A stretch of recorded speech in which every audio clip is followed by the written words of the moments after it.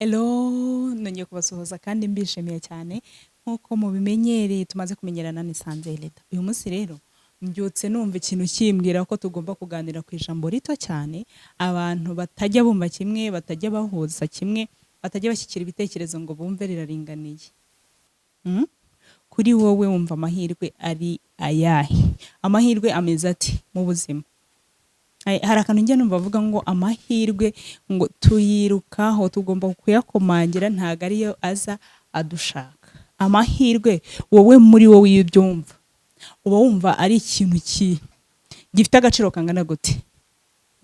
Hari igihe umuntu akubwira ngo sha we wagize amahirwe bigenda gutya na gutya, sha we wagize amahirwe ubona iki n'iki, sha we wagize amahirwe ubona buri kintu cyose, akakurondorera akakubwira ngo sha we wagize amahirwe, we wagize amahirwe, we wagize amahirwe. Ariko nanone nkibaza, ese kugira amahirwe mu buzima, amahirwe ya mbere wumva ni nka yahe? Kugira amahirwe wumva amahirwe wagira ukumva uranezerewe?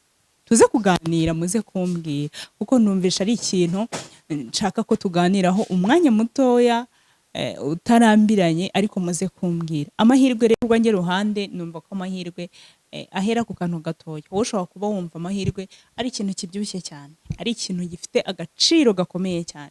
Ushobora kumva ko amahirwe ari ikintu kiremereye cyane, ariko ku rwanjye ruhande amahirwe ahera ku kantu gatoya. N'ubu numva mfite amahirwe kuba naramutse, mba numva ariyo mahirwe ya mbere, kuko iyo waramutse ukabyuka bikemera, ukagenda bikemera, ugakora bikemera, ntiwarwaye, ntiwarwaje, ntiwapfushije, nta telefone wakiriye ikubwira ngo hano hirya no hino, cyangwa se twabuze umuvandimwe runaka, twagize ibyago ibi n'ibi, ukabona burije. Ntekereza ko ariyo mahirwe yibanze kuri njyewe, niko mbitekereza, kandi ndakeka ariko nawe ubitekereza. Kuko iyo wagize amahirwe yo kuramuka, ukagira amahirwe yo kubyuka, ukagira amahirwe yo kuvuga, ukagira amahirwe yo kumva, ukagira amahirwe yo kureba, ayo niyo mahirwe yibanze mu buzima bwa muntu. Ikindi natekerezaga ku mahirwe, si uko wowe ugira amahirwe ari uko uzi kugerageza kurenza abandi. Hari abantu benshi baba baragerageje bikanga, hari abantu benshi baba barakoze ibishoboka byose ariko bikanga.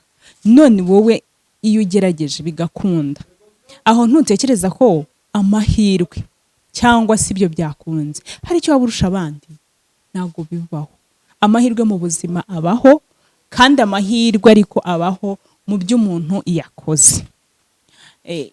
Muri byose turagerageza. Hari abantu bakunda kumbwira ngo ariko Eleda we, ngo ugira umuhati, ngo ugira kuraje, ngo ibintu byose ngo uba ubifitemo kuraje. Ariko reka mbabwize ukuri, ni ukuri pe, ntago amahirwe azagusanga aho wicaye, ntago amahirwe azaza ahantu wicaye ngo akubwire ati naje. Ntago bishoboka, ntago bishoboka. Amahirwe turayagerageza nyine tukareba ko bikunda. Reka nkubwire rero, ngo ureke kuvuga ngo nguriya yarahiriwe, nguriya ngo shango yavutse neza, nguriya ngo gerageza, ugerageza amahirwe yawe. Gerageza amahirwe yawe, wakora akantu gatoya, wakora akantu wumva udashobora, ese ubwo katakuvunnye, katakugoye. Ubundi ikitwica akenshi ni uko dushaka guhera ku bintu bibyibushye, ukagerageza ukavuga ati nahera kuri ibi. Ariko reka nkubwize ukuri, amahirwe ya mbere mu buzima ni ukuba uriho uhumeka. Niyo mahirwe ya mbere mu buzima bushobora kukugeza aho ugomba kugera. Iyo ufite amahirwe yo kuba uri muzima, utarwaye, utarwaje, utapfushije, uri muzima, ingingo zikora neza, wabyutse bigakunda nk'uko nakomeje kubibabwira, ayo niyo mahirwe ya mbere mu buzima. Ahubwo twese tugerageza amahirwe, mu byo ukora byose ugerageza amahirwe. Ariko iyo umuntu avuze ngo ariko, hari ibiba bigiye guhinduka. Ibyo nabanjejeho byose birahindurwa na ariko mbere ya byose twige gusenga. Mu byo dukora byose tugerageze kugira Imana nyambere, kuko niyo idushoboza kugira ayo mahirwe. Ngo umuntu aratekereza akagambirira agapanga ngo ariko imigambi ye yose isohozwa n'Uwiteka. Reka tujye tuzirikana amahirwe rero tuba twagize, kandi tujye tugerageza amahirwe tuba twabonye. Tumenye ko kugira amahirwe atari ukugira ikintu kibyibushye.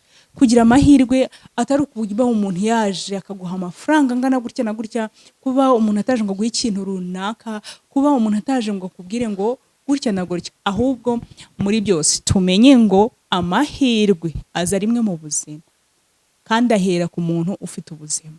Twige rero no kugira ubuzima, ariko cyane cyane we kwita ku mahirwe y'abandi. Hari abantu rero babaho gahora bara amahirwe runaka, yavukanye umugisha runaka, yagira amahirwe runaka, ibyo yakoze byose biremera. Cyane cyane bitugora iyo turi kubara iby'abandi ariko ntitubare ibyo dufite. Wowe ntubare amahirwe yawe wangize mu buzima, kandi nusuzama neza uraza gusanga atari ko wavutse. Nukuri nubuza kubireba neza ugasubiza amaso inyuma ugatekereza, ukibuka mu bwana, mu buto bwawe, aho wavukiye. Twavukiye ahantu hatandukanye, aho wavukiye, aho warerewe, aho wakuriye, ibihe byose waciyemo, uraza gusanga uri umunyamahirwe. Ahubwo twitekerezeho, hanyuma nidusanga turi abanyamahirwe tujye twibuka no gushima. Gushima Imana ndabikunda cyane, ndabikunda kuko bigira icyo bifasha. Kuko burya no mu buzima busanzwe no mu bantu tubana nabo mu buzima bwa buri munsi, uko bucya bukira ukagenda umenyekana, uko bucya bukira ukagenda umenyana n'abandi, uko bucya bukira ukongera inshuti, uko bucya bukira ukongera abantu mumenyana. Hari ikintu burya gishimisha umuntu, kabe gato kabe kanini, gushimira rero biri mu bintu binezeza umuntu, biri mu bintu, mu byiyumviro bikunda kunezeza umuntu. No kumana rero burya yishimira ko tuyishima, birayinezeza. Nimba wagize amahirwe rero, ukabona amahirwe yo kuramuka, ukabona amahirwe yo kubuhumeka, ukabona amahirwe yo kubyuka bigakunda, kuko hari benshi baba babyutse bikanga, baranagerageza bikanga. Hari ababyutse baba bumva inkuru mbi kuri telefone, hari ababa bagize ayo mahirwe makeya, niko nayita, ibyo yapanze ntibigerweho, cyangwa se ugapanga ariko bikanga. Ariko reka nkubwire ngo wongere ugerageze ku mahirwe. Iryo jambo rero ryakomeje kumbyiganiramo, ndavuga ariko uwaganiriza abakunzi banjye nkababwira ati se amahirwe muyafata mute? Amahirwe ni iki mu buzima bw'umuntu? Amahirwe rero ni ukuba waramutse, nicyo cy'ingenzi. Ni ukuba waramutse uri muzima, uko waryamye ukabyuka bikemera, ukagenda bikemera, ugatekereza bigakunda, ukavuga bikemera, ukareba bikemera, ukumva nabyo bigakunda. Ayo niyo mahirwe uba wagize. Reka mbabwire ngo tugerageze amahirwe tuba twabonye, tugerageze amahirwe yo kugerageza mu byo dukora byose, ariko twibuke no kugira Imana nyambere.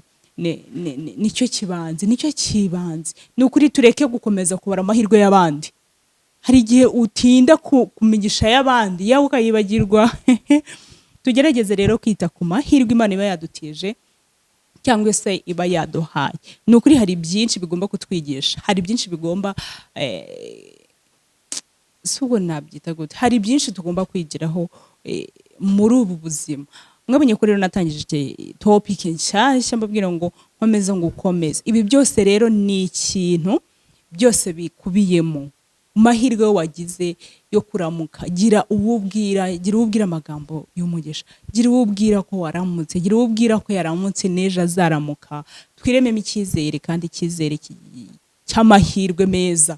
Twiyaturireho ibintu byiza, twiyaturireho kuba ab'Imana yishimira, twiyaturireho kuba abifuzwa n'ijuru, twiyaturireho ibintu byiza, byanga bikunda birakunda.